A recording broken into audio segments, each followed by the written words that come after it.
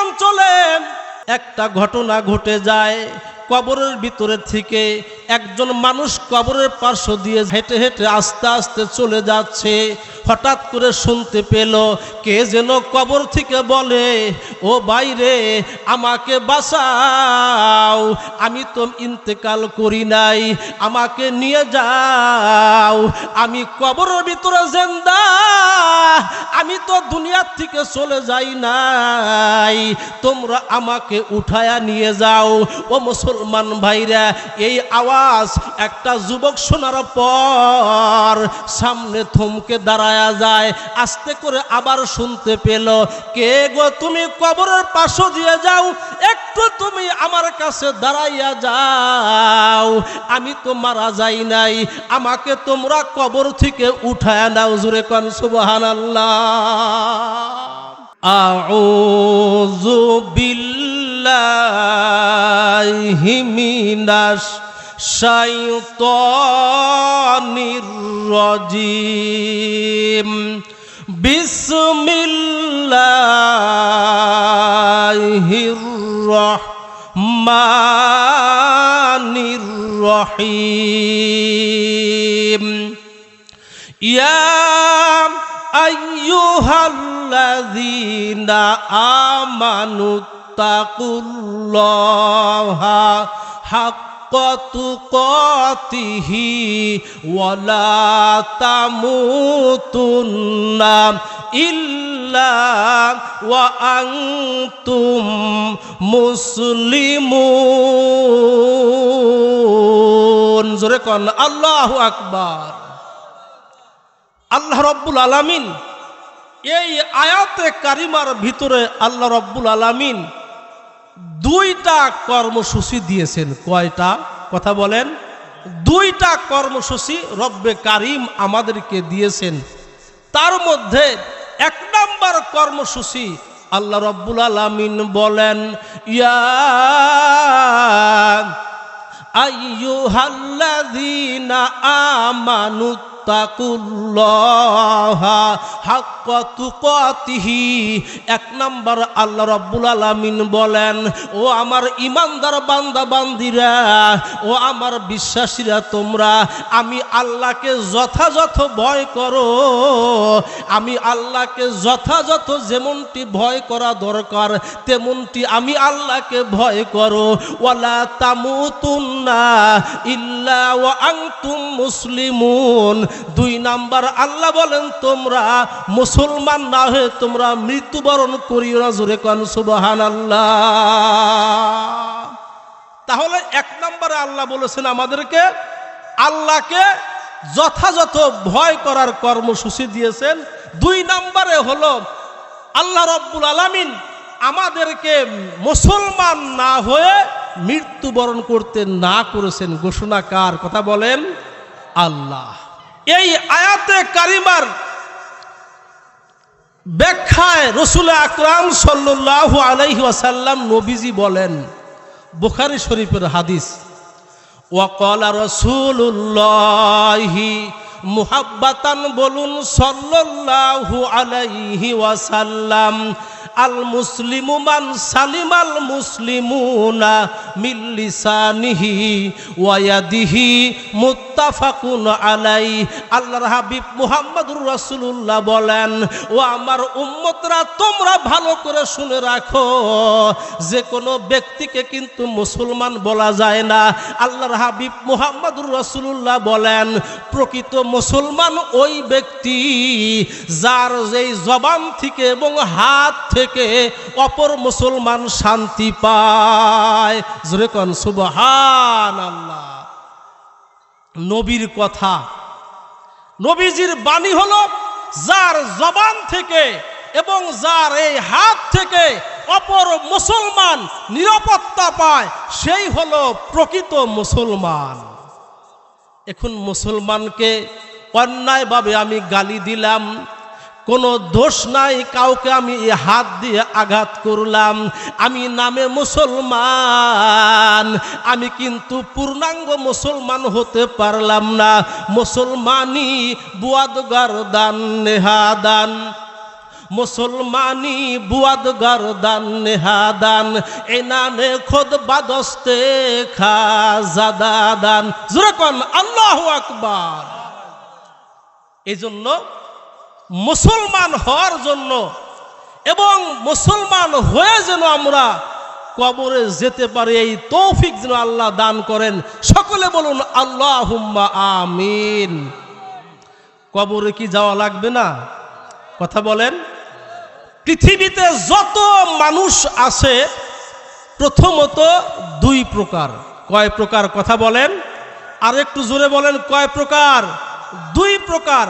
Number one হলো এক number হলো আস্তিক, যারা আল্লাহকে বিশ্বাস করে, যারা নবীকে বিশ্বাস করে, যারা কবরকে বিশ্বাস করে, যারা হাসরকে বিশ্বাস করে, যারা কোরআনকে বিশ্বাস করে, তারা হলো আস্তিক।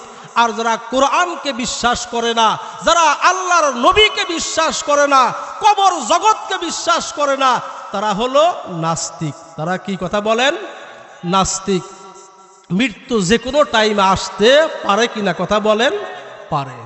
চিন্তা করে দেখো না কবরে কি যাইবা না, চিন্তা করে দেখো না কবরে কি যাইবা না। ওই কবরে আল্লাহ ছাড়া সঙ্গী কেহ থাকবে না, ওই কবরে আল্লাহ ছাড়া সঙ্গী কেহ থাকবে না। একটু ভেবে দেখো না কবরে কি যাইবা না, একটু চিন্তা করো না কবরে কি যাইবা না। কবরে কি যাওয়া লাগবে? কবর কাউকে ছাড়বে না।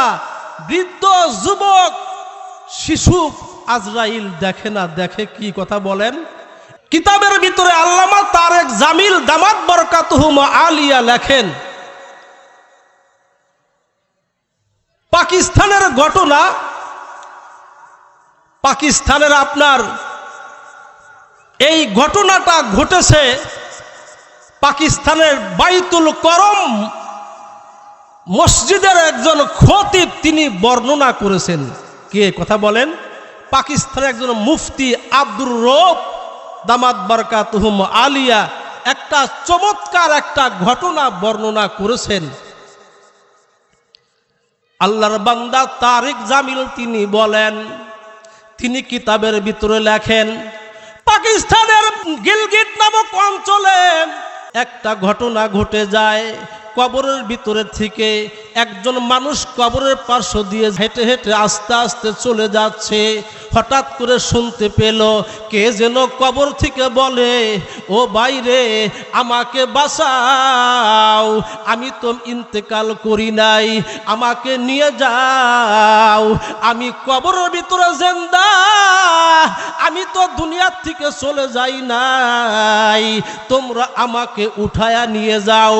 ও মুসলমান ভাইরা, এই আওয়াজ একটা যুবক শোনার পর সামনে থমকে দাঁড়ায় যায়।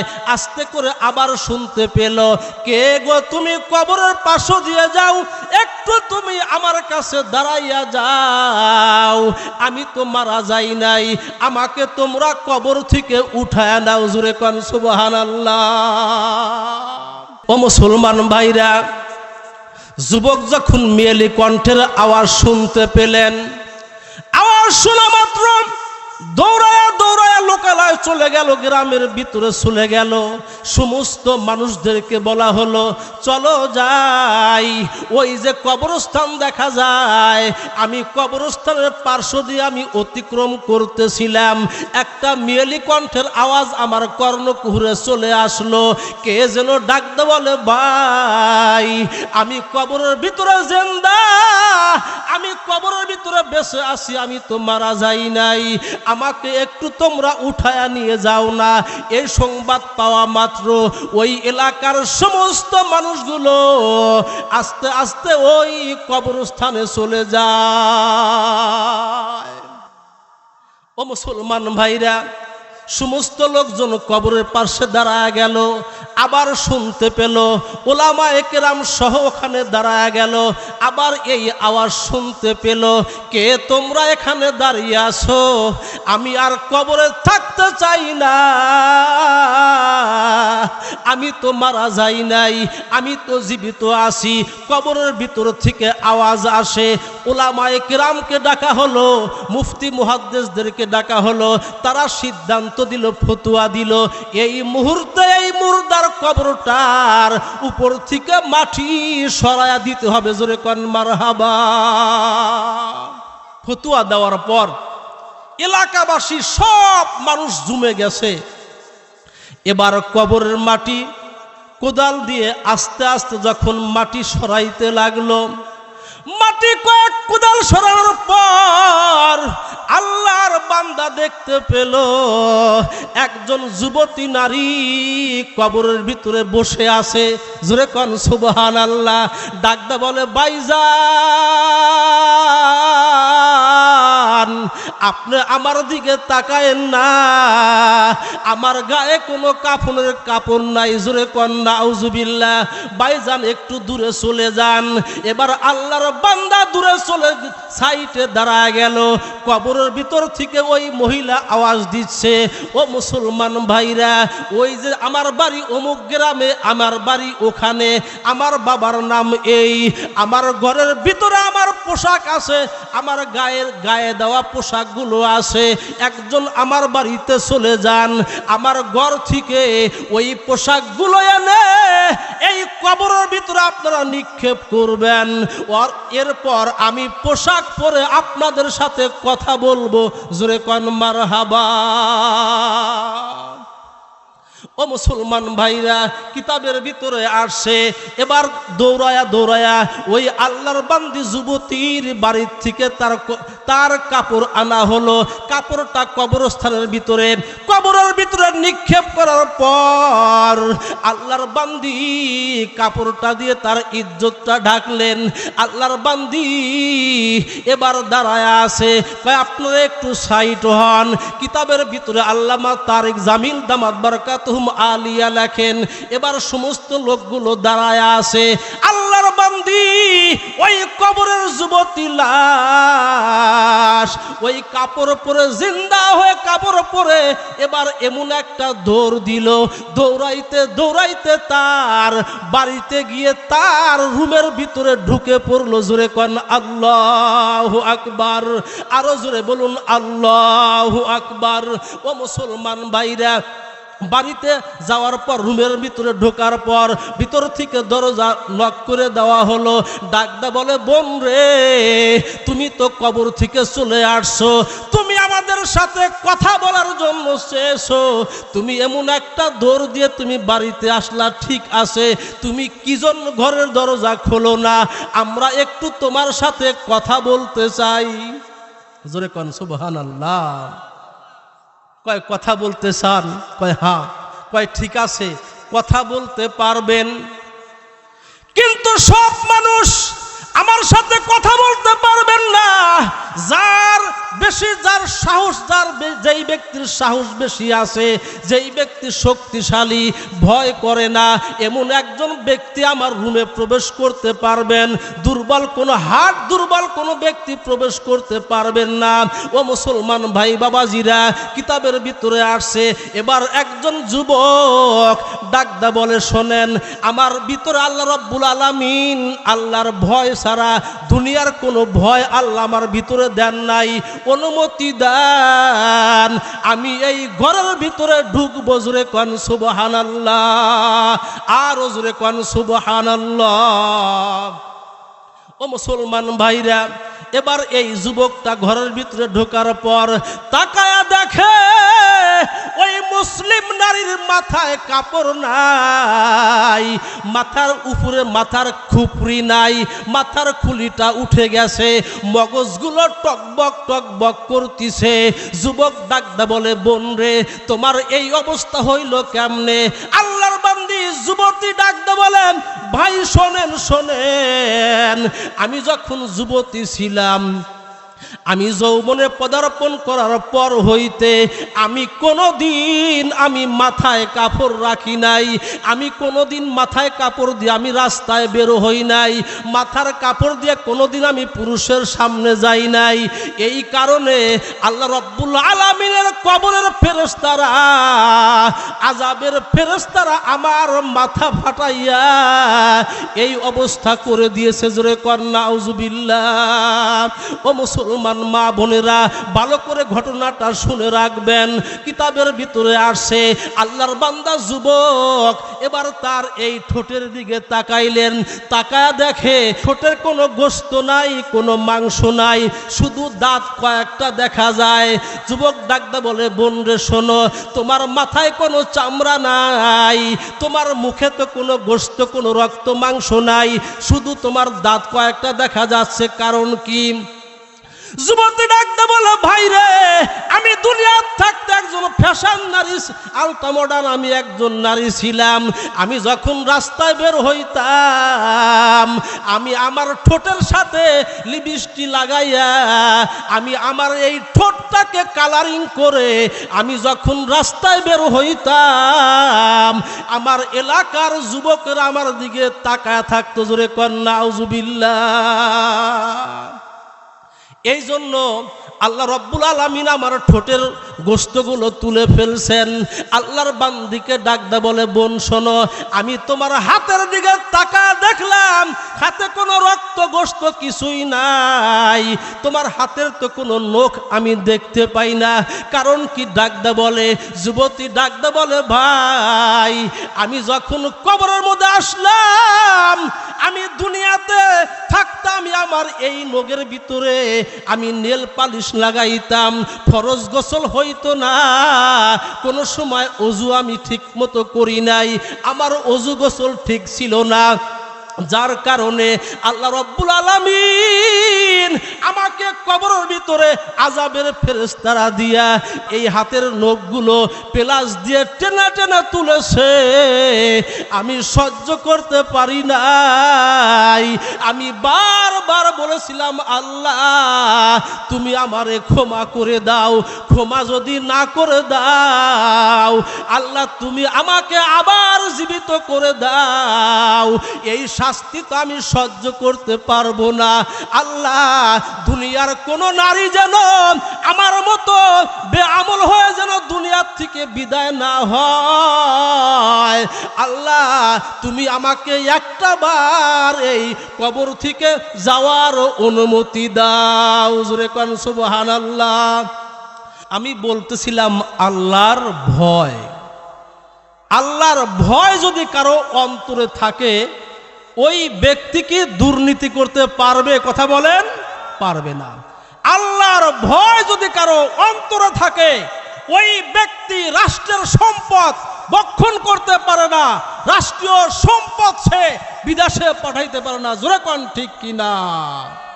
ও মুসলমান ভাইরা, যদি কোন নেতার যদি আল্লাহর ভয় যদি সিনার ভিতরে থাকতো, আমাদের এই দেশের কোন নেতা বিদেশের বাড়িতে বাড়ি করতো না। জোরে কোন ঠিক কিনা?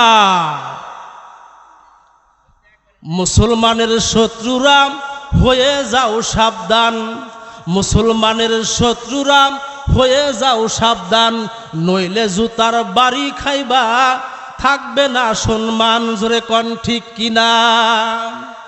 ফেরাউন মুসার সাথে বেয়াদবি করেছে, ফেরাউন মুসার সাথে বেয়াদবি করেছে, আল্লাহ তাআলা পানিতে ডুবাইয়া মারছে। জোরে কোন ঠিক কিনা? নমরুদ ইব্রাহিমের সাথে বেয়াদবি করেছে, আল্লাহ রব্বুল আলামিন ছোট্ট একটা ল্যাংড়া মশা দিয়ে নমরুদের 12টা বাজাইছে। জোরে কোন ঠিক কিনা? ও মুসলমান ভাইরা, আল্লাহ রব্বুল আলামিন বলেন, তোমরা যদি দুনিয়ার বুকে আমি আল্লাহকে ভয় করো, তোমাদের সিনার ভিতরে যদি আল্লাহর ভয় থাকে, তোমরা কোনোদিন কাউকে তোমরা অসম্মান করতে পারবা না। ও মুসলমান ভাইরা, ওলামায়ে কিরামকে যারা দুনিয়ার বুকে যারা ওলামায়ে কিরামকে যারা দুনিয়ার বুকে অত্যাচার করেছে, আমার আল্লাহ রব্বুল আলামিন আমাদের দেশেই দেখা দিয়েছে। জোরে কোন ঠিক কিনা?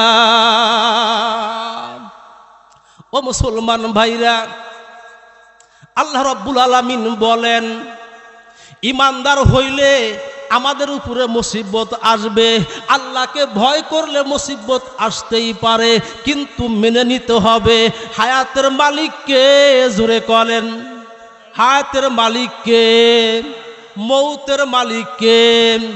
কুল ইন্না সলাতি ওয়া নুসুকি ওয়া মাহইয়ায়া ওয়া মামাতি লিল্লাহি রাব্বিল আলামিন।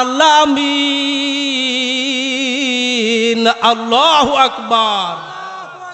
আল্লাহ বলেন, হে নবী আপনি বলে দেন আমার হায়াত আমার মৌত একমাত্র বিশ্ব পালনকর্তা আল্লাহর জন্য। জোরে কোন ঠিক কিনা?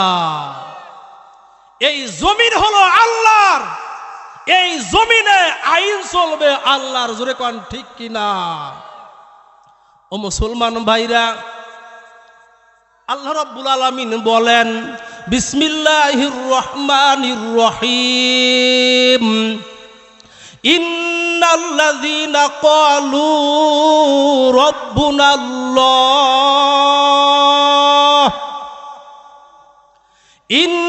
ইন্নাল্লাযীনা ক্বালু রাব্বুনাল্লাহ।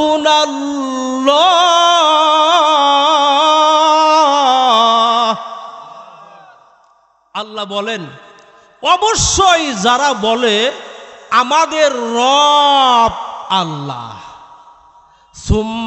সুম্মাস্তাকামু, অতঃপর যারা এর উপরে অটল থাকে, যতই অত্যাচার করা হোক না কেন, অতঃপর যারা এর উপরে অটল অবিচল থাকে এবং থাকবে, আল্লাহ রাব্বুল আলামিন বলেন তোমরা ভয় করিও না।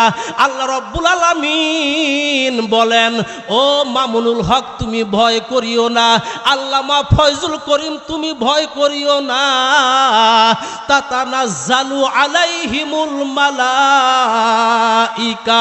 ও মুসলমান ভাইরা, যেই ব্যক্তি বলবে আমাদের রব আল্লাহ, এই কথা বলে যখন কেউ অটল অবিচল থাকবে, তাতানাজ্জালু আলাইহিমুল মালাইকা, এই সমস্ত ব্যক্তি যখন মারা যাবে ওই সময় মৃত্যুর টাইমে আল্লাহ রাব্বুল আলামিন হাজার হাজার রহমতের ফেরেশতা নাজিল করবেন। জোরে কান সুবহানাল্লাহ।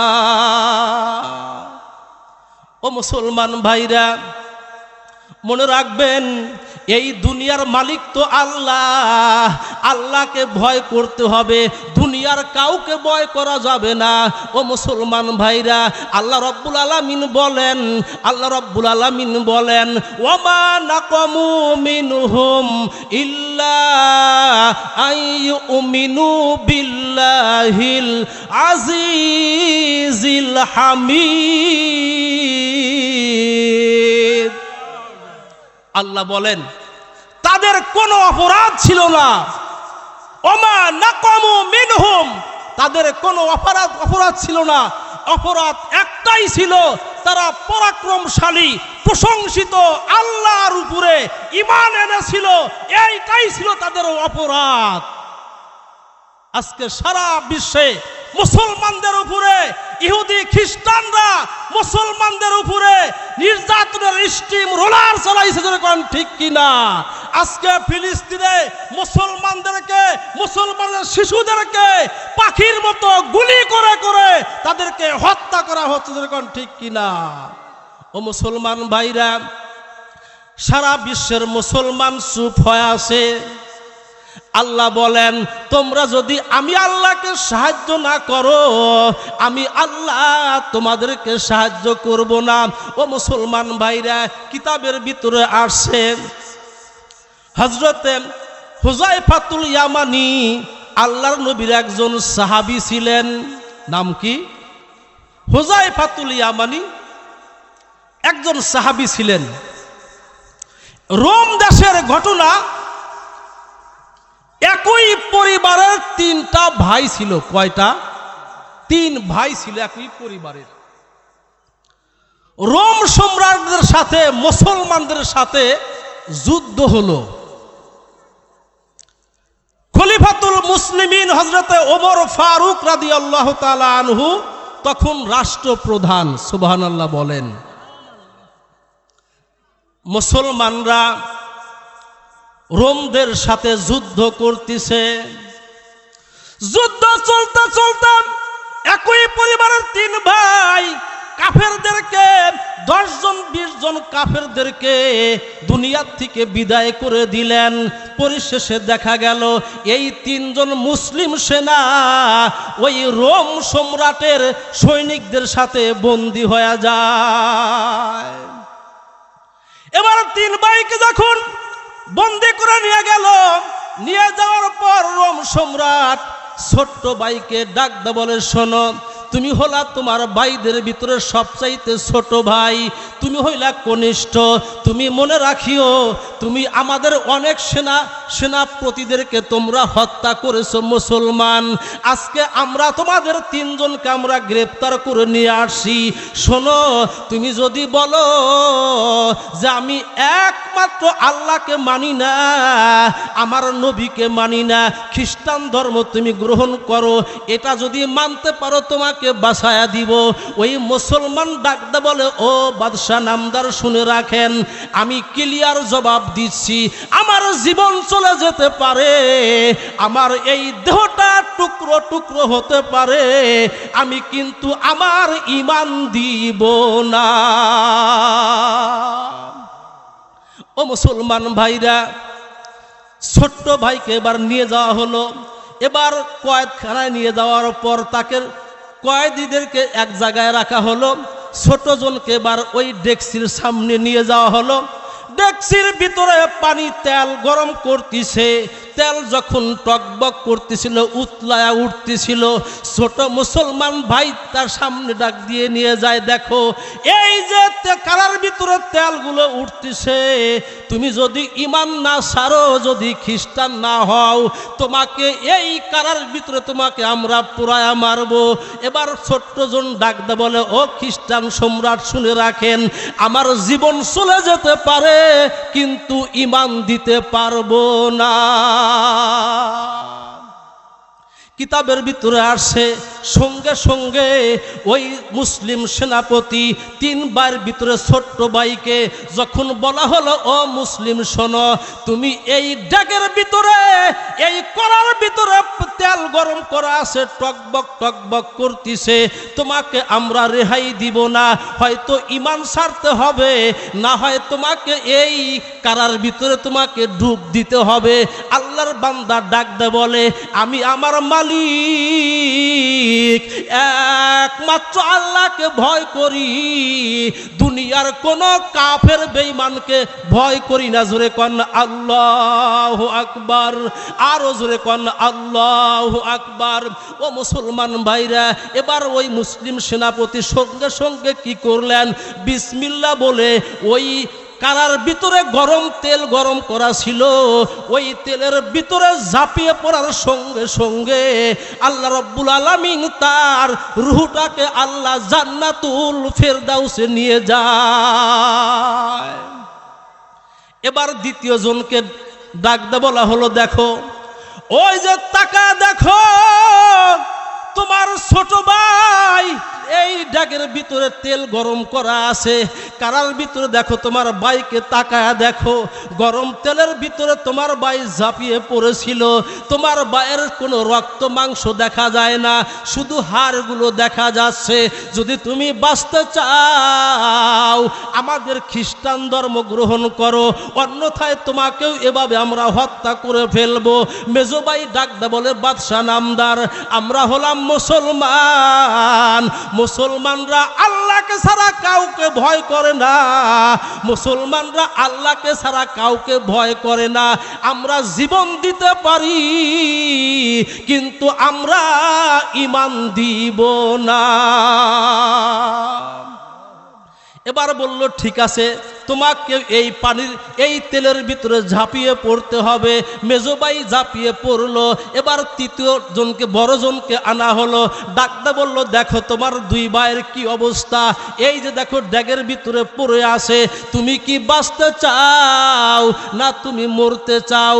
ওই বড় ভাই ডাকতে বলে শোনো, আমার দুইটা ভাই যেই পথে গেছে আমিও ওই পথে যেতে চাই।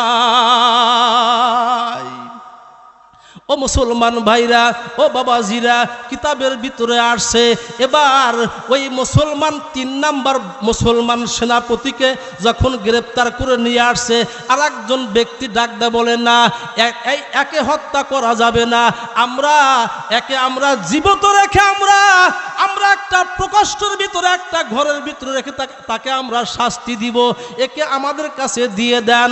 আর একজন খ্রিস্টান এসে ডাকতে বলে বাদশাহ নামদার, এই যুবককে আমার কাছে দিয়ে দেন, আমি এই যুবককে খ্রিস্টান বানায় ছাড়বো। জোরে কোন নাউজুবিল্লাহ। যুবক বলছিল যে তুই শুধু বলো যে আল্লাহর বেটা ঈসা খোদার কালাম মিসা। জোরে কোন নাউজুবিল্লাহ। যুবক বলছে না, আমরা এক আল্লাহকে মানি। জোরে কোন, আমরা কয় আল্লাহকে মানি? আল্লাহ কয়জন? কুল হুয়াল্লাহু আহাদ আল্লাহুস সামাদ লাম ইয়ালিদ ওয়া লাম ইউলাদ ওয়া লাম ইয়াকুল লাহু কুফুয়ান আহাদ। জোরে কোন আল্লাহু আকবার। আমাদের রব, আমাদের মালিক কয়জন? কথা বলেন, একজন। যতক্ষণ পর্যন্ত এক ঠিক না হবে আমাদের কোনো আমল আল্লাহর দরবারে কবুল হবে না। খলিফা হিশামের দরবারে একজন পাদ্রী, একজন খ্রিস্টান পাদ্রী খলিফা হিসাবের দরবারে এসে একটা দরখাস্ত দিল, ও মুসলিম খলিফা, আমি হইলাম খ্রিস্টান পাদ্রী, আমার কাছে এমন 3টা প্রশ্ন আছে যেই 3টা প্রশ্নের উত্তর কোন মুসলিম দিতে পারে নাই। জোরে কোন নাউজুবিল্লাহ। আশা করি আপনার দরবারে যতগুলো আলেম আছে কোন আলেম, কোন মুফতি মুহাদ্দিস এই প্রশ্নের উত্তর দিতে পারবে না। জোরে কোন নাউজুবিল্লাহ। এবার খলিফা হিশাম এই খ্রিস্টান পাদ্রীকে দাঁত ভাঙ্গা জবাব দেওয়ার জন্য তার চ্যালেঞ্জ গ্রহণ করলেন। জোরে কোন আল্লাহু আকবার। ও মুসলমান ভাই বাবাজিরা, বলল চলো যাই আমার রাজ দরবারে, আমার অ্যাসেম্বলিতে বসি। খলিফা হিশাম বসে গেলেন। সমস্ত ওই সময়কার যত বড় বড় আলেম মুফতি মুহাদ্দিস ছিলেন সমস্ত বিজ্ঞজনদেরকে ডাকা হলো। সমস্ত ওলামায়ে কেরাম খলিফা হিসাবের রাজদরবারে এসে বসে পড়লেন। এবার ওই খ্রিস্টানের জন্য একটা উঁচা একটা চেয়ার, একটা আসন বানানো হলো। খলিফা হিশাম ডাকতে বলে, ও খ্রিস্টান পাদ্রী, আপনি আপনার আসনে বসে যান। জোরে কোন সুবহানাল্লাহ। এবার খলিফা হিশাম খ্রিস্টান পাদ্রীকে তার আসনে বসতে দেওয়ার পর বলছে যে এবার আপনার 3টা প্রশ্ন বলেন, আমার আশেপাশে যত ওলামায়ে কেরাম আছে সকলে আপনার প্রশ্নের উত্তর দিবে। জোরে কোন আল্লাহু আকবার। এই কথা বলার পর খলিফা হিশামের দরবারে বসা খ্রিস্টান পাদ্রী ডাকদা বলে, ও মুসলিম জনতা, ও মুসলমানদের খলিফা, আমার কাছে যেই 3টা প্রশ্ন আছে এই 3টা প্রশ্নের উত্তর কোনো মুসলমান দিতে পারে নাই। আমার জানা মতে আজকেও কোনো ব্যক্তি এই 3টা প্রশ্নের উত্তর দিতে পারবে না। ও ও মুসলমান ভাইরা, বাবাজিরা শুনে রাখেন। এবার ওই খলিফা হিসাম ডাকতে বলে, ও খ্রিস্টান পাদ্রী, বলেন তো আপনার 3টা প্রশ্ন কি? এবার খ্রিস্টান পাদ্রী কয়, 1 নাম্বার প্রশ্ন মুসলমান জাতির কাছে, আল্লাহর আগে কে ছিল? জোরে কোন সুবহানাল্লাহ। কি প্রশ্ন করেছে? যে আল্লাহর আগে কে ছিল? কয় ঠিক আছে। 2 নাম্বার তোমার প্রশ্ন কি, তুমি বলো। খ্রিস্টান পাদ্রী ডাকতে বলেন, 2 নাম্বার প্রশ্ন আমি আপনাদের সামনে করছি, আমাদের আল্লাহর মুখ কোন দিকে আমি জানতে চাই। আল্লাহর মুখ, এই চেহারা কোন দিকে বলেন। কয় 3 নাম্বার প্রশ্ন বলো। খ্রিস্টান পাদ্রী 3 নাম্বার প্রশ্নের প্রশ্ন বলতেছেন, আমি জানতে চাই আমাদের আল্লাহ এই মুহূর্তে কি করছেন। জোরে কোন সুবহানাল্লাহ।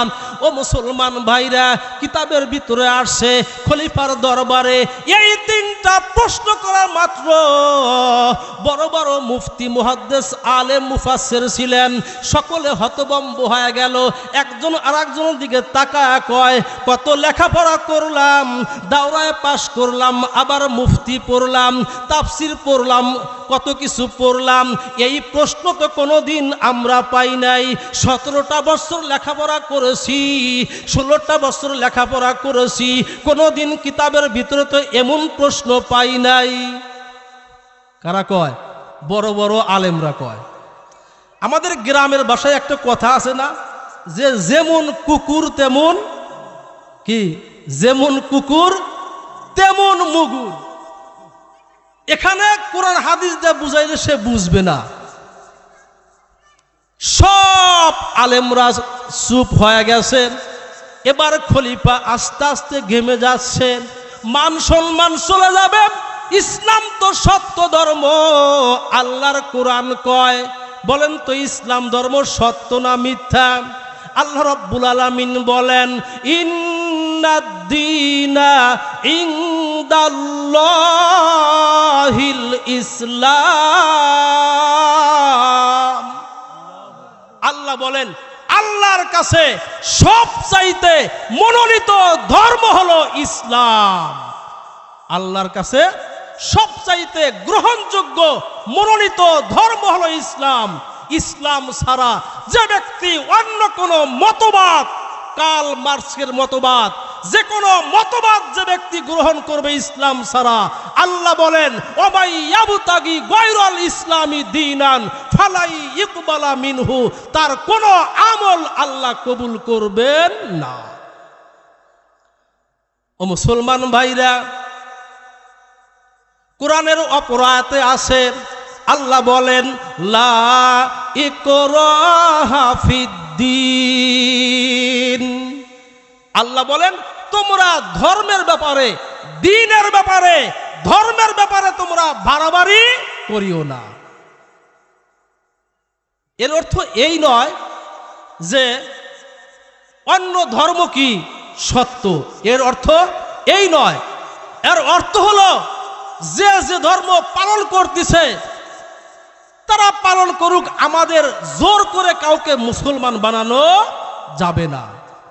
এই দেশের হিন্দু, বৌদ্ধ, খ্রিস্টান, এটা এই দেশের মুসলমান দেশে যারা বাস করে, হিন্দু, বৌদ্ধ, খ্রিস্টান, তারাও এই দেশের নাগরিক। জোরে কোন ঠিক কিনা? তারা তো দেশে ট্যাক্স দিয়ে তারা থাকে, তাদের কোনো অন্যায়ভাবে কোনো তাদের কোনো অন্যায় করা যাবে না, এটা ইসলামী ল। বলতেছিলাম, খলিফা হিসাম আস্তে আস্তে গেমে যাচ্ছে। হায় রে, ওই খ্রিস্টান পাদ্রী আস্তে আস্তে মিষ্টি মিষ্টি হাসে। খলিফার দিকে তাকায়া ইশারায় বুঝাইতে চায়, বাদশাহ নামদার খলিফা, আমি না আগেই বলেছিলাম কোন মুসলমান আমার প্রশ্নের উত্তর দিতে পারবে না। খলিফা হিসাম আশ্চর্য হয়ে গেলেন। এবার ওই ওলামায়ে কেরামের ভিতরে থেকে 12 বছরের একজন যুবক সন্তান দাঁড়ায় গেল। জোরে কোন আল্লাহু আকবার। বু হানিফা বুদ ইমামে বাসফা, বু হানিফা বুদ ইমামে বাসফা, আছে রাজে উম্মাতানে মুস্তাফা, আছে রাজে উম্মাতানে মুস্তাফা। জোরে কোন আল্লাহু আকবার। ও মুসলমান ভাইরা, কোন মুফতি মুহাদ্দিস প্রশ্নের উত্তর দেওয়ার জন্য সাহস করে নাই। ওই খলিফার রাজ দরবারে এক সাইডে 12 বছরের যুবক আমাদের মাযহাবের ইমাম আবু হানিফা রাহমাতুল্লাহ আলাইহি দাঁড়ায় গেলেন। জোরে কোন সুবহানাল্লাহ। ইমাম আবু হানিফা দাঁড়ায় গেলেন, 12 বছরের যুবক। যারা বলল খলিফা অনুমতি দিলে আমি, আমার ওস্তাদরা আছে, এরা যদি অনুমতি দেয় আমি এই খ্রিস্টান পাদ্রীর 3টা প্রশ্নের দাঁত ভাঙা জবাব দিব। জোরে কোন আল্লাহু আকবার। এবার মুসলমানরা খুশি। জোরে কোন সুবহানাল্লাহ। মনে আনন্দ। এমন একজন ইমাম, আমাদের মাযহাবের ইমাম আবু হানিফা, তিনি যখন মক্কা থেকে মদিনায় গিয়ে আমাদের নবীর রওজার পাশে গিয়ে সালাম দিয়েছিলেন, বিসমিল্লাহি ওয়াসসালাতু ওয়াসসালামু আলাইকা ইয়া রাসূলুল্লাহ সাল্লাল্লাহু, যখন এই সালাম দিয়েছিলেন কিতাবের ভিতরে আসে ওই আবু হানিফা রাহমাতুল্লাহ আলাইহি তার নিজ কানে শুনেছেন আমাদের নবী, জিন্দা নবী, হায়াতুন নবী মুহাম্মদুর রাসূলুল্লাহ সাল্লাল্লাহু আলাইহি ওয়াসাল্লাম কবর থেকে আমাদের ইমামের সালামের জবাব দিয়েছিলেন, ওয়া আলাইকুমুস সালাম ইয়া ইমামাল মুসলিমিন। জোরে কোন আল্লাহু আকবার। ইমাম আবু হানিফা ছোট্ট মানুষ দাঁড়ায় গেল। সমস্ত আলেম, মুফতি, মুহাদ্দিস, মুফাসসির বলল, ঠিক আছে বাবা আবু হানিফা, তুমি জবাব দাও, আমরা তোমার জন্য আল্লাহর কাছে দোয়া করছি। জোরে কোন আল্লাহু আকবার। ইমাম আবু হানিফা রহমাতুল্লাহ আলাইহি ছোট্ট মানুষ। এবার ওই খ্রিস্টান পাদ্রীকে ডাক দে, বলল, ও ভাই খ্রিস্টান পাদ্রী, আপনি কি লেখাপড়া জানেন? লেখাপড়া না জানলে কি আমি পাদ্রী হয়েছি? যেমন আমাদের ধর্মের লেখাপড়া না জানলে কি মৌলবী হয়? কথা বলেন। হিন্দু ধর্মের লেখাপড়া না করলে কি ঠাকুর হওয়া যায়? যখন ইমাম আবু হানিফা বলেছেন যে আপনি কি লেখাপড়া জানেন? কয় অবশ্যই জানি। কয় ঠিক আছে, আপনার 1 নাম্বার প্রশ্নটা আবার উপস্থাপন করেন। খ্রিস্টান পাদ্রী এবার ডাকদা বলে, শোনো আবু হানিফা, 1 নাম্বার প্রশ্ন হলো, আমি প্রশ্ন করেছি মুসলিম জাতির কাছে আল্লাহর আগে কে ছিল আমি জানতে চাই। ছোট্ট মানুষ ইমাম আবু হানিফা রহমাতুল্লাহ আলাইহি ডাকদা বলেন, ও ভাই খ্রিস্টান পাদ্রী, আপনি তো লেখাপড়া জানেন? কয় হ্যাঁ। এবার আপনি বলুন তো, আপনি 1 থেকে 10 পর্যন্ত গণেন ইংরেজিতে। 1 2 3 4 5 6 7 8 9 10। কয় ঠিক আছে, আপনি উল্টা গোনেন, 10 9 8 7 6 5 4 3 2 1। কয় 1-এর পরে কি কোনো সংখ্যা আছে? আমি জানতে চাই। ছোট্ট মানুষ আবু হানিফা পাদ্রীকে ডাকদা বলে, ও খ্রিস্টান পাদ্রী, আপনি তো বলছেন 1-এর আগে আর কোনো সংখ্যা নাই। আমি ইমাম আবু হানিফাও বলছি আল্লাহর আগে আল্লাহই ছিলেন, তাই জোরে কোন আল্লাহু আকবার। আল্লাহর আগে কেউ ছিল না। 1-এর আগে যেমন কোনো সংখ্যা নাই, আল্লাহর আগে আল্লাহই ছিল, তাই জোরে কোন আল্লাহু আকবার। ও মুসলমান ভাইরা, এবার খ্রিস্টান পাদ্রী চুপ হয়ে গেল। কয় ঠিক আছে, আপনার 2 নাম্বার প্রশ্ন করেন। 2 নাম্বার কি প্রশ্ন বলেন?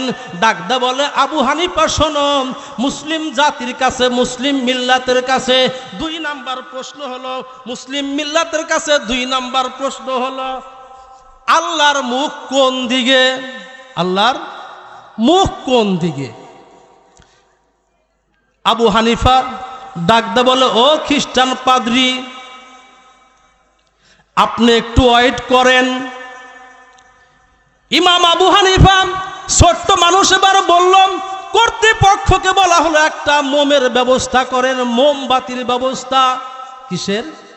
মোমবাতি। তখন তো এই কারেন্ট, ইলেকট্রিশিয়ান কিছু ছিল না। একটা মোমবাতি আনা হলো। মোমবাতি এনে বিসমিল্লাহ বলে আবু হানিফা ওই মোমের আগুন লাগাইলো। লাগানোর পর এবার আবু হানিফা খ্রিস্টানকে ডাকদা বলে, ও খ্রিস্টান পাদ্রী শোনেন, আমি আপনাকে বলছি, এই যে আগুন আমি প্রজ্বলিত করেছি, আপনি একটু বলেন তো এই আগুনের মুখ কোন দিকে? জোরে কোন মারহাবা। খ্রিস্টান পাদ্রী ডাকতে বলে, ও আবু হানিফা, তুমি কি পাগল হইছো কিনা? আগুনের কোনো কি দিক নির্ধারণ হয়? আপনি এখানে লাইট লাগানো হয়েছে, চতুর্দিকে তো লাইটের আলো ছড়া পড়েছে, তুমি মোমবাতি জ্বালাইছো, চতুর্দিকে মোমবাতির আলো চলে গেছে। এবার আবু হানিফা ডাকদা কয়, ওই খ্রিস্টান পাদ্রীরে শুনে রাখ, আমার মাথার তার ছেড়ে নাই, তোর মাথার তার ছিঁড়ে গেছে। জোরে কোন আল্লাহু আকবার। যেমন আলোর যেমন কোনো দিক নির্ধারণ হয় না, আমার আল্লাহর চেহারারও কোনো দিক নির্ধারণ হয় না। আমার আল্লাহ চতুর্দিকে তাকায় আছে। জোরে কোন আল্লাহু আকবার। আল্লাহু নূরুস সামাওয়াতি ওয়াল আরদ। জোরে কোন আল্লাহু আকবার। কয় আমার আল্লাহ চতুর্দিকে, আমার আল্লাহর মুখ। খ্রিস্টান কয় ঠিক আছে, তার 3 নম্বর প্রশ্নের উত্তরটা দাও, আমি চলে যাই। বলে 3 নম্বর আপনার প্রশ্নটা কি বলেন? কয় 3 নম্বর প্রশ্ন কি? কয় প্রশ্ন হলো, আল্লাহ তাআলা এই মুহূর্তে কি করছেন? কয় নম্বর প্রশ্ন কথা বলেন? 3 নম্বর প্রশ্ন। ইমাম আবু হানিফা ছোট্ট মানুষ পাদ্রীকে ডাক দিয়ে বলল, পাদ্রী শোনো, এই যে এখানে আমি বসা আছি, সমস্ত এই ইরাকের বসরার সমস্ত আলেম বসা আছে, আপনি চেয়ারে বসা আছেন, আমি সাধারণ চেয়ারে বসা আছি। এই 3 নম্বর প্রশ্নের উত্তর দেওয়ার আগে আমি আপনাকে একটা প্রশ্ন করতে চাই, যেই ব্যক্তি প্রশ্নের উত্তর দেয় সে বড়, না যে ব্যক্তি প্রশ্ন করে সে বড়? জোরে কোন সুবহানাল্লাহ। খ্রিস্টান পাদ্রী কয় যে ছাত্রই তো প্রশ্ন করে আর ওস্তাদরা, শিক্ষক কি দেয়? উত্তর দেয়। খ্রিস্টান পাদ্রী আপনার কথায় আপনি ধরা, আমি হলাম এই মুহূর্তে আপনার ওস্তাদ, আমি হইলাম আপনার গুরু। আমি একটা সাধারণ চেয়ারে বসা আছি, আপনি সুন্দর চেয়ারে বসা আছেন, আপনি ওই চেয়ার থেকে আপনি নিচে বসেন, তারপরে আমি 3 নম্বর প্রশ্নের উত্তর দিব। জোরে কোন সুবহানাল্লাহ। ও মুসলমান ভাইরা, খ্রিস্টান পাদ্রী কিং কর্তব্য বিমূঢ় হয়ে এবার নিচে বসে আছে। ইমাম আবু হানিফা ডাকতে বলে, ভাই খ্রিস্টান পাদ্রী, তুমি 3 নম্বর প্রশ্ন বলো। কয় আল্লাহ এই মুহূর্তে কি করছেন? ইমাম আবু হানিফা ডাকদা কয়, এখনো কি তোমার জ্ঞান ফেরে নাই? আল্লাহ রাব্বুল আলামিন আমার মতো 12 বছরের একজন ছোট্ট সন্তান হাত দিয়ে আল্লাহ কুদরতিভাবে তোমার কানটা ধরায়া মাটিতে বসাইছে। জোরে কোন সুবহানাল্লাহ।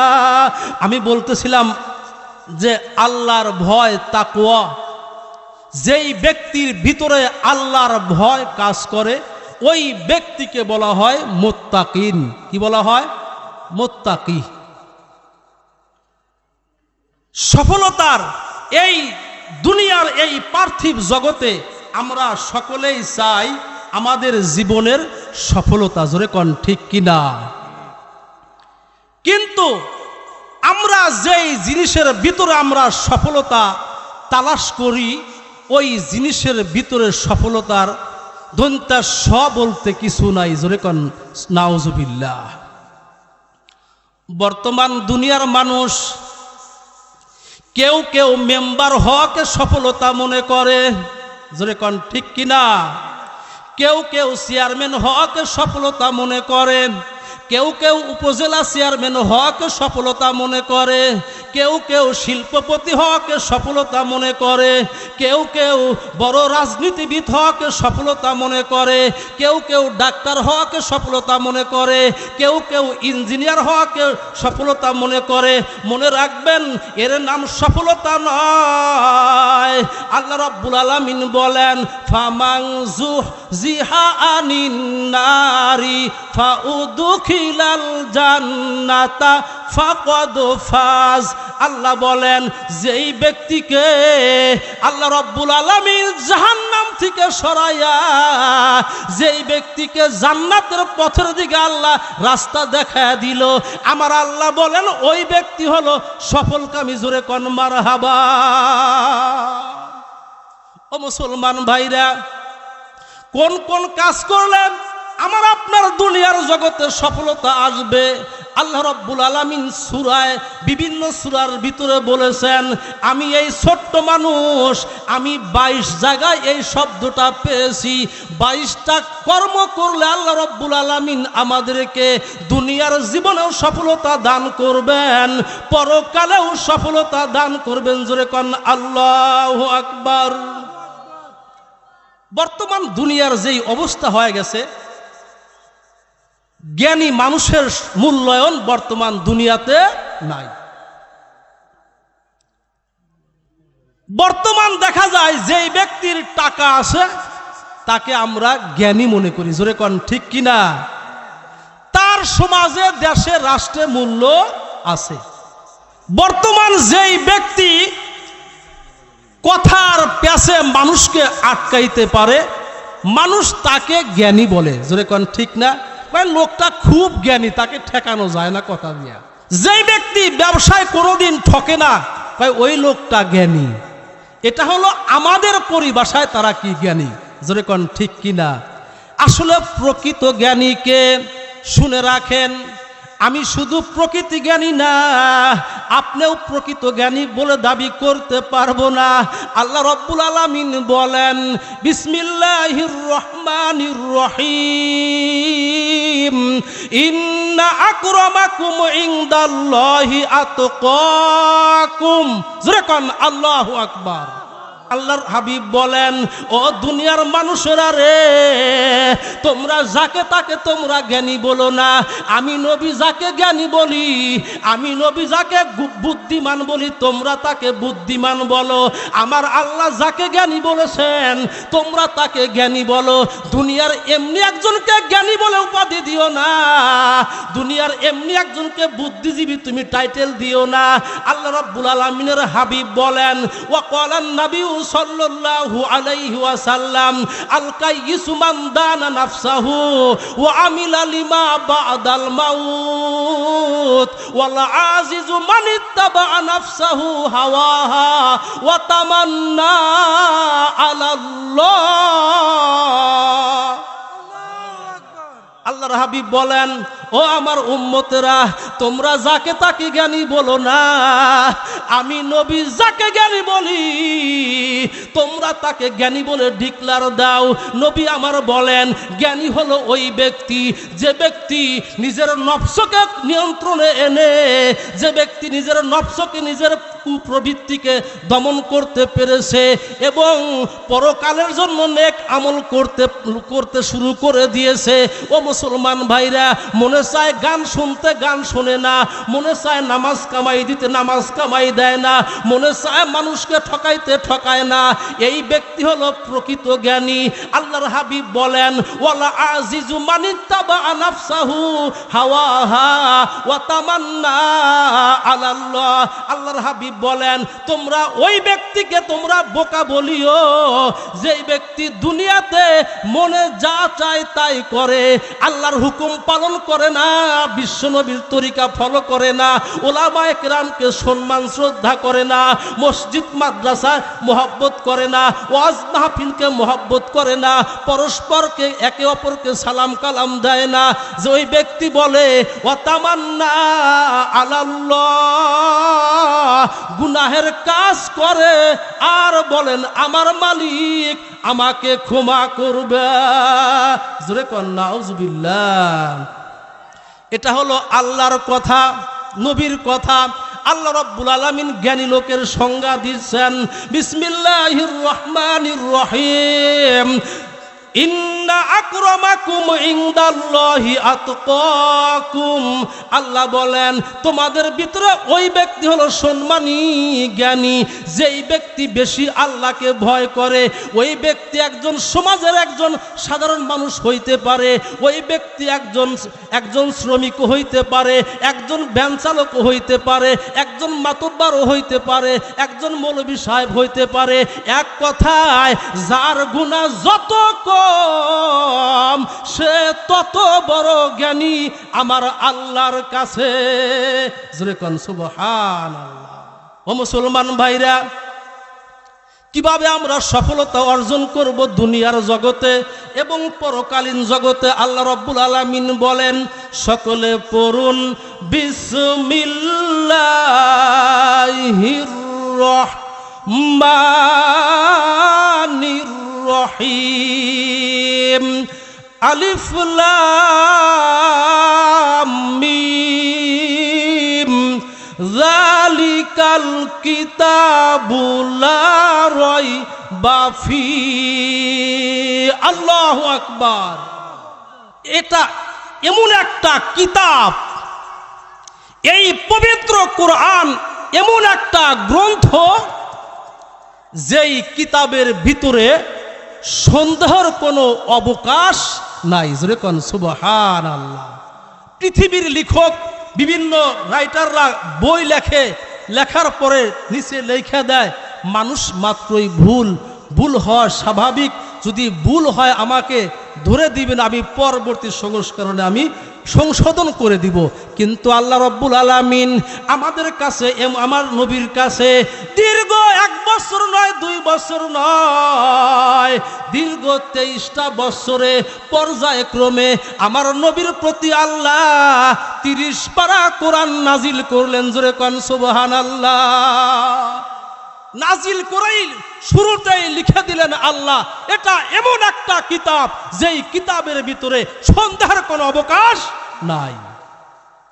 এই পবিত্র কোরআনুল কারীম এমন একটা কিতাব, এই কিতাব তিলাওয়াত করলেও সওয়াব পাওয়া যায়। কি কথা বলেন? এই কিতাব তেলাওয়াত করতেছে ইমাম সাহেব, তবুও সওয়াব পাওয়া যায়। এই কোরআন দেখলেও সওয়াব পাওয়া যায়, এই কোরআনের কথা শুনলেও সওয়াব পাওয়া যায়, আমল করলেও সওয়াব পাওয়া যায়। ও মুসলমান ভাইরা, আমি আপনি যখন ইমাম সাহেবের পিছনে ইক্তেদা করব, ইমাম সাহেব পড়বে বিসমিল্লাহির রহমানির রহিম, ইয়া আইয়ুহাল মুজাম্মিল কুমিল লাইলা ইল্লা কলিলা নিসফাহু আবিনকুস মিনহু কলিলা আও জিদ আলাইহি ওয়া রাত্তিলিল কুরআনা তারতিলা। আল্লাহ বলেন, যদি তোমরা ইমাম সাহেবের পিছনে নামাজ পড়তেছো, ইমাম সাহেব তেলাওয়াত করতেছে, তোমার আমলনামায় আল্লাহ রাব্বুল আলামিন প্রতিটা হরফের বিনিময়ে আল্লাহ 100টা নেকি দান করবেন। সুবহানাল্লাহ বলেন। ও মুসলমান ভাইরা, কোরআনকে মহব্বত করবেন, কোরআনকে ভালোবাসবেন। মনে রাখবেন, কোরআনকে আপনি মোহাব্বত করবেন। কোরআনকে যদি আপনি মোহাব্বত করতে পারেন, যদি আপনি তেলাওয়াত না করতে পারেন, যেই ব্যক্তি কোরআন তেলাওয়াত করতেছে সামনে বসে পড়বেন, অথবা মাঝে মধ্যে ওযু করে মসজিদের ভিতরে পবিত্র কোরআনটা হাতের মধ্যে নিয়ে বলবেন, এটা আমার আল্লাহর কালাম, আমি পড়তে জানি না। এটাও যদি বলতে পারেন, হতে পারে কাল কঠিন কিয়ামতের ময়দানে এই আমলের উসিলায় আল্লাহ আপনাকে আমাকে মাফ করে দিবেন। ও মুসলমান ভাইরা, দারুল উলুম হাটহাজারী মাদ্রাসার একজন প্রিন্সিপাল ছিলেন আল্লামা কারি তৈয়ব রহমাতুল্লাহ আলাই। তিনি তার খুতুবাতের মধ্যে লিখেছেন বরিশাল এলাকার ঘটনা। কোথাকার? বরিশাল বেরিবাদ এলাকায় কিছু সংখ্যক লোক থাকে, বসবাস করে। হঠাৎ করে একজন মুরব্বী মানুষ মারা যায়। মারা যাওয়ার পরে তাদের তো কোনো সমাজ জামাত নাই, কি অনেক আগে অবদাবাদে থাকে, বেরিবাদে থাকে, তাদের এক একজনের বাড়ি এক এক জায়গায় ছিল। তাদের কোনো সমাজ নাই, কোনো মসজিদ নাই, ইমাম নাই। এক মুরব্বী মারা গেছে। এখন জানাজা কেমনে করবে, কে করবে? লোক তো নাই। কোনো মতে ধোয়া রাস্তায় আইনা দাঁড়া করে রাখছে। কোনো হুজুর আসলে, কোনো আলেম ওলামা আসলে তার দ্বারা আমরা জানাজা করে তাকে মাটি দিব। সুবহানাল্লাহ বলেন। আল্লামা কারি তৈয়ব রহমাতুল্লাহ আলাই বলেন, কতগুলো মানুষ ওই মুরব্বীর লাশটা খাটের ভিতরে তুলে এদিক ওদিক তাকায় আছে, কোনো আল্লাহর বান্দা আসে কিনা। তাকায়া দেখতে পেল একজন ব্যক্তি মাথার ভিতরে টুপি, তার গায়ের ভিতরে একটা পাঞ্জাবি। লোকটা সাইকেল চালায়া আস্তে আস্তে সামনের দিকে অগ্রসর হচ্ছে। তারা হাত তুলে ডাকতে বলে, ভাইজান, আমরা এই বেরিবাদ এলাকার মানুষ, আমাদের কোনো সমাজ নাই, আমাদের কোনো সমাজ, কোনো মসজিদ নাই, আমাদের লোক মারা গেছে। ডাকতে বলে, ভাইজান, এই যে আমার চাচা মারা গেছে, একটু যদি আপনি জানাজার নামাজটা পড়ায় দিতেন, একটু আমরা খুশি হইতাম। জোরে কোন সুবহানাল্লাহ। ডাকদা বলে, ভাইজান, কেমনে আমার চাচার আমি জানাজা করব, আমরা তো জানি না। হুজুর, একটু দয়া করে আমার চাচার জানাজাটা একটু পড়ায়া যান। ডাকদা বলে, আমি দেরি করতে পারবো না, 10টার দিকে আমার অফিস খুলবে, পরে কিন্তু ঢুকতে দেওয়া হবে না। কয় ঠিক আছে। এবার আল্লাহর বান্দা ডাকদা বলেন, ঠিক আছে, তোমরা কাতার সোজা হয়ে দাঁড়া যাও। এবার ওই আগন্তুক ব্যক্তি বিসমিল্লাহ বলে জানাজার নামাজ পড়ায়া যখন সাইকেলটা ধরেছে, কতগুলো যুবক মানুষ আল্লাহর বান্দাকে ডাকতে বলে, হুজুর, আমাদের চাচাকে আমরা কিভাবে কবরে রাখবো, আমরা তো জানি না কেমনে কবরে লাশ রাখতে হয়, আমরা তো জানি না। হুজুরও একটু দয়া করে একটু আপনি লাশটা একটু নামায়া দিয়ে যান। ও মুসলমান ভাইরা, এবার আল্লাহর বান্দা কি করলেন, সঙ্গে সঙ্গে তাদের সাথে ওই মুরব্বীর লাশটা কবরের ভিতরে নামায়া দিয়ে মাটি, তারা বলে এমনভাবে মাটি দিয়ে আপনারা চলে যাবেন। ও মুসলমান ভাইরা, খুতুবাতে হাকিমুল উম্মাতের মধ্যে আসছে। এবার ওই বান্দা চলে যাচ্ছে খুব দ্রুত বেগে, অফিসে চলে যাচ্ছে। চলতে চলতে যখন অফিসের সামনে দাঁড়ায়া যায়, অফিসের গেট দারোয়ান ডাকতে বলে, ভাইজান, আপনি তো অফিসের ভিতরে ঢুকবেন, আপনার আইডি কার্ডটা দেন। পকেটে হাত দিছে, দেখে আইডি কার্ড আর পকেটে নাই। তখন তার মনে হয়েছে যে আমি যে ওই যে লাশ কবরে নামাইছিলাম, ওই সময় হয়তো আমার এই পকেটের আইডি কার্ড ওই কবরে পড়ে গেছে, কোনো পাস নাই, ঢোকা যাবে না। আল্লাহর বান্দা দৌড়ায়া দৌড়ায়া চলে আসছে। টাকা দেখে মাটি দেওয়া প্রায় শেষ হয়ে গেছে, কতগুলো মানুষ ওই কোদাল নিয়ে কবরস্থানের দিক থেকে বাড়ির দিকে চলে যাচ্ছে। আল্লাহর বান্দা ডাকতে বলে, ভাইজান আমি আপনাদেরকে উপকার করেছি, আমি একটু বেকারে পড়েছি, একটু আমাকে একটু বেকার থেকে উদ্ধার করেন। কয় হুজুর আপনার কি হয়েছে? ডাকতে বলে, হুজুর ডাকতে বলে, এই অবস্থা, আমার পকেটের ভিতরে একটা আইডি কার্ড ছিল, ওই আইডি কার্ডটা কবরের ভিতরে পড়ে গেছে, আমার মনে হয় চলো যাই একটু কবরটা খোদো। ও মুসলমান ভাইরা বাবাজিরা, কিতাবের ভিতরে আসছে যখন বিসমিল্লাহ বলে যখন কয়েক কোদাল মাটি দিয়ে যখন ওই কয়েক কোদাল মাটি যখন সরা ফেলছে, মুহূর্তের ভিতরে এলাকার ভিতরে মেশকো আম্বরের সুগরান ছড়ায়া পড়েছে। জোরে কন আল্লাহু আকবার। দুই এক কোদাল কোপ দিছে, এত সুন্দর গ্রান, এলাকা একবারে মাতোয়ারা হয়ে গেছে। কিন্তু হাত দেওয়ার মতো এখনো কবর ফাঁকা হয় নাই। ডাকতে বলে, ভাইজান আপনারা বিচলিত হবেন না, কোনো ভয় নাই, যেই মানুষটাকে আমরা কবরে রাখছি আমি মনে করছি এই লোকটা হলো আল্লাহর ওলি। জোরে কর আল্লাহু আকবার।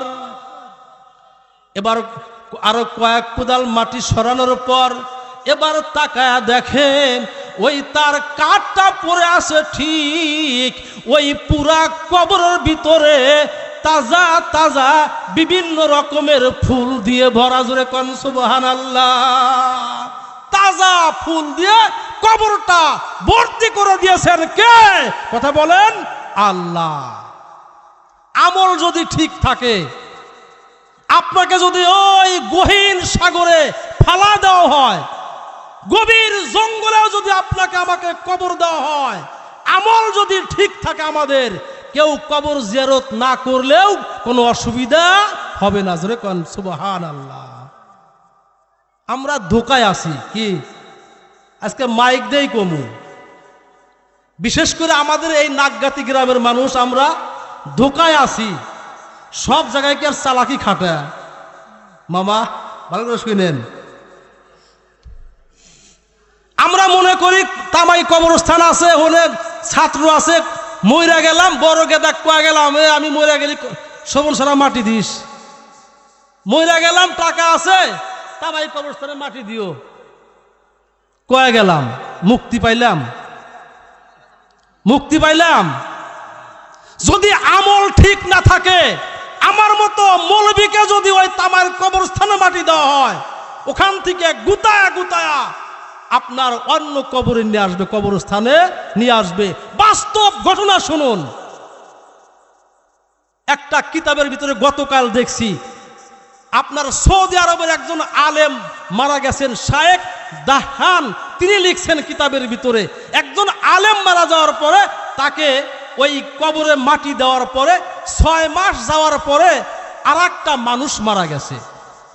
আপনারা হয়তো দেখছেন, যারা ঢাকা খবর রাখেন, ঢাকা আজিমপুর কবরস্থান, বুদ্ধিজীবী কবরস্থান যেগুলো আছে, এই 2-4-6 মাস পর পর কবর কি ওই হাড্ডিগুলো সরায়া আবার আরেকজনকে মাটি দেয়, জায়গা তো স্বল্পতা। আলেম মারা যাওয়ার 6 মাস পরে আরেকজন ব্যক্তি মারা গেছে। মারা যাওয়ার পর ঘটনাক্রমে ওই কবরস্থানের যারা দেখাশোনা করে মুতাআল্লি, তারা বলছে ওই যে ওখানে কবরটা খোদো, বলছে ওখানে কবরটা খোদা হোক। কবরের মাটি উপর থেকে সরাইছে, সরানোর পর দেখে ওই আলেমকে যে মাটি দিছিল, আলেম কিন্তু সাধারণ মানুষ না, একজন আলেমকে মাটি দিয়েছিল। ওই কবরের ভিতরে আলেমের লাশ নাই, একজন সুন্দরী একজন নারীর লাশ পড়ে আছে। জোরে কোন নাউজুবিল্লাহ। এটা ভালো করে মনে রাখবেন, আজকে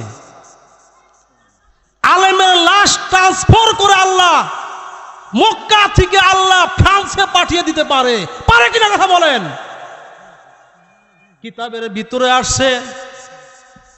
এবার আলেমের লাশ ওই কবরের ভিতরে নাই, এলাকার ভিতরে হইচই আরম্ভ হয়ে গেল। হাইরে, আমাদের এলাকার সবচাইতে বড় আলেমকে আমরা এখানে মাটি দিয়েছিলাম, আলেমের লাশ তো থাকবে, না হয় একবারে নষ্ট হয়ে যাবে, মাটি হয়ে যাবে, কিন্তু আলেমের লাশ তো নাই, শুধু একটা মেয়ের লাশ দেখা যায়।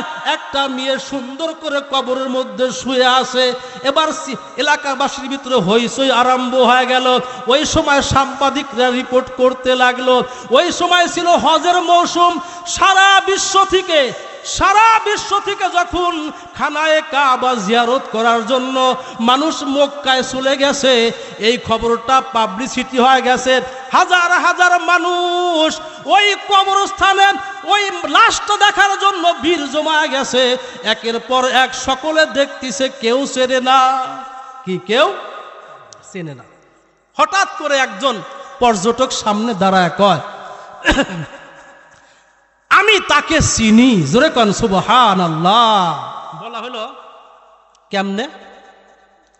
কয়, আমার জানা মতে সে একজন খ্রিস্টান নারী ছিল। জোরে কোন সুবহানাল্লাহ। কি ছিল? খ্রিস্টান। কয়, এই মহিলার বাড়ি হলো ফ্রান্সে। কোথায়? ফ্রান্সে থেকে আসছে কোথায়? সৌদি আরবের কবরে। ফ্রান্সের খ্রিস্টান কবরে মাটি দিয়েছিল। আল্লাহ ফেরেশতাদের মাধ্যমে সসম্মানে মক্কায় তার লাশ ট্রান্সফার করেছে।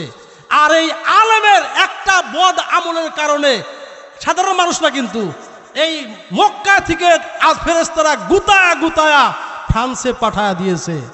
কয়, এই লোকটার বাড়ি, এই মেয়েটার বাড়ি হলো ফ্রান্সে। কয়, আপনি কেমনে জানেন? এবার ডাকতে বলে, শোনেন, এই মেয়েটা হলো খ্রিস্টান, কিন্তু তার বাসার সাথে আমার বাসা।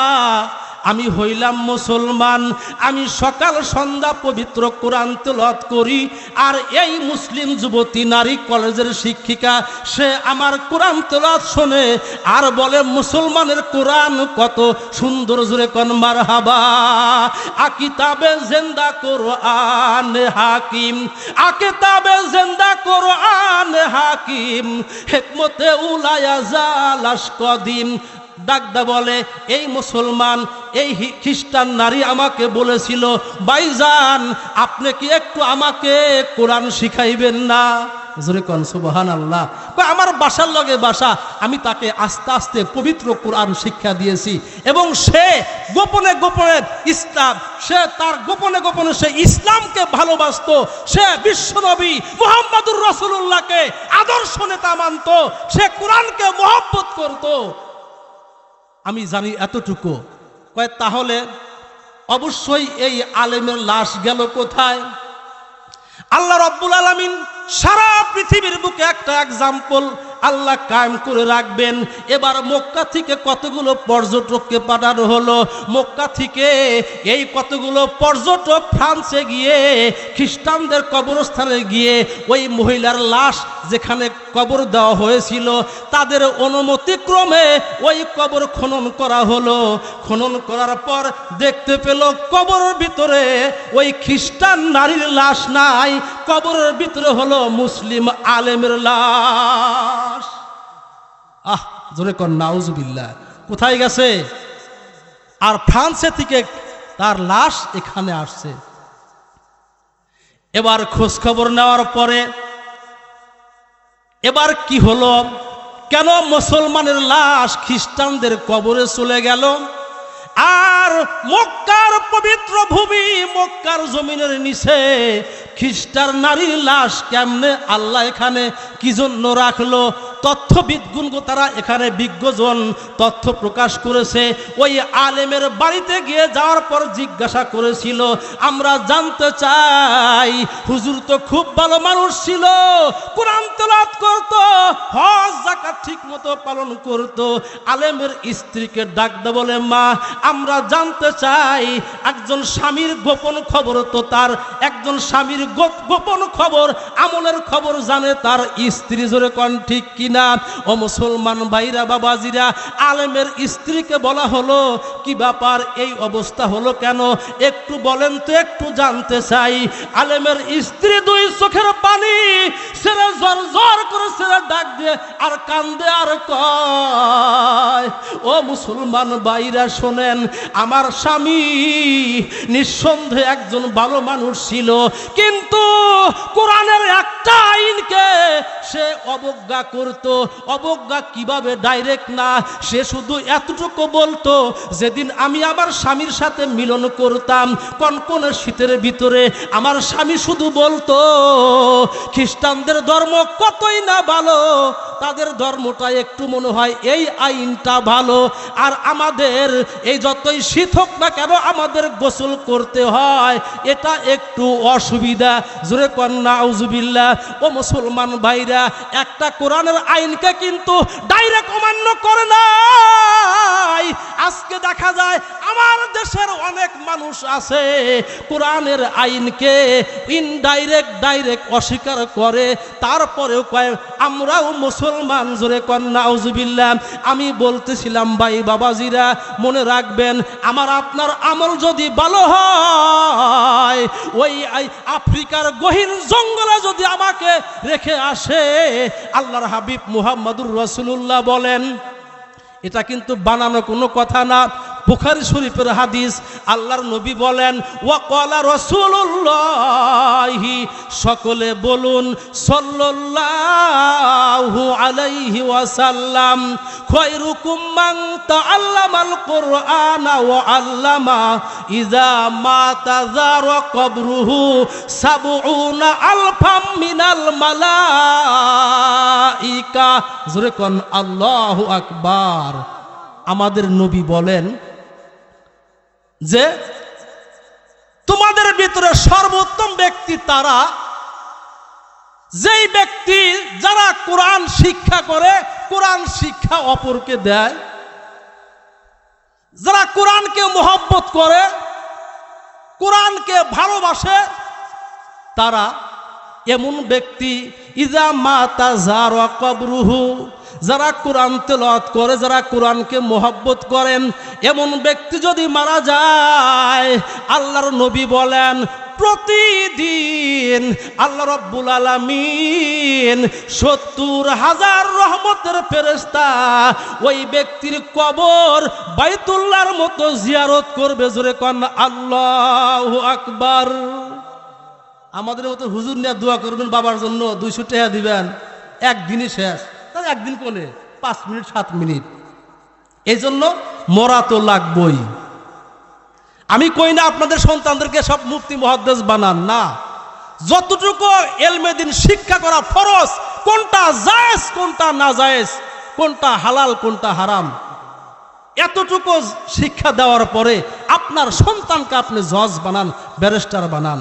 এজন্য একটু আমরা সকলে দুনিয়া থাকতেই মসজিদ মাদ্রাসা কবরস্থানের দিকে একটু আমরা আগায় আসি। আল্লাহ তাআলা আমাদের আমলের ভিতরে বরকত দিবেন। জোরে কোন আমিন।